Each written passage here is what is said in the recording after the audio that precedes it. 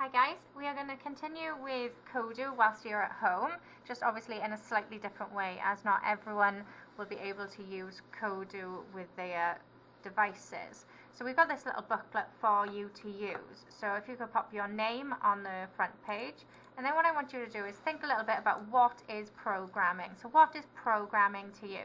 You can use Google to do this and to help you, and you can search up what is programming. And then when you click in here, you can add some answers. Please don't copy and paste, okay? Just add some answers about what is programming and what you think it is into these bubbles for me, please. If you click over here and press enter, you can add more if you want to, okay? So if you press pause now on the video and have a quick research on what is programming for me, please. Okay, and our next task will be to drag and drop these labels to the correct tool. So you need to drag them to wherever you think that tool is, okay? So have a little go at dragging it to the correct place. Again, you can pause this video now and have a go at this little task for me.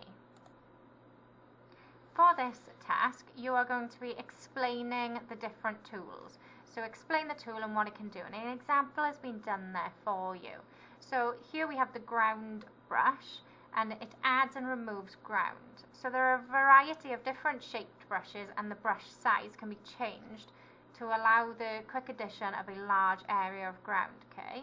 And the color of the ground can be selected from a range of choices and patterns.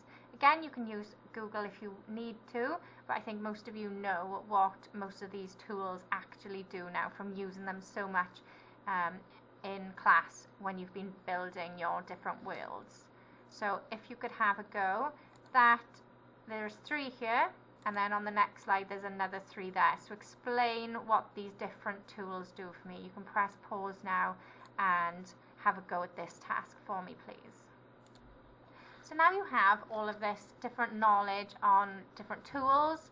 Okay, so we've looked at all these different tools and we've used them in school. You can have a look at this world here and think about what has been done to this landscape, and you can use the knowledge that you have to maybe discuss with someone what tools have been used to create this, okay? And then you can pop what you think in the box below. So you can write down what you think, what tools have been used and what different things have been added to this landscape. And you can press pause now to have a go at this part. Okay, so now you need to be thinking about the code behind the program, and look at the code below, explain what it would do in Kodu. And again, an example has been done for you. So in school we did a little bit like this, and it was keyboard arrows move quickly. So when the keyboard arrows are pressed, Kodu will move quickly. And then what you need to go is have a go at the other 2 lines of code there. We've got some more code here, okay, which you can explain in the boxes.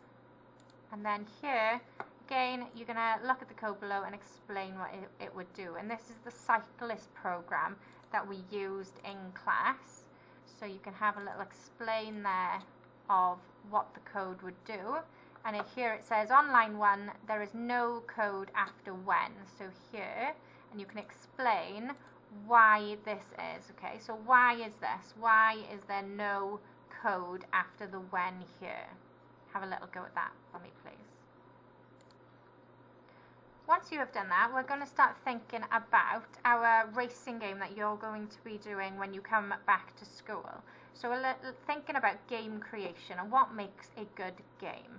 So again, in these little bubbles here, you can put your answers for what makes a good game. So there's no right or wrong, it's what you think makes a good game. Again, you can research if you want to, and you can add more bubbles down here if you want as well.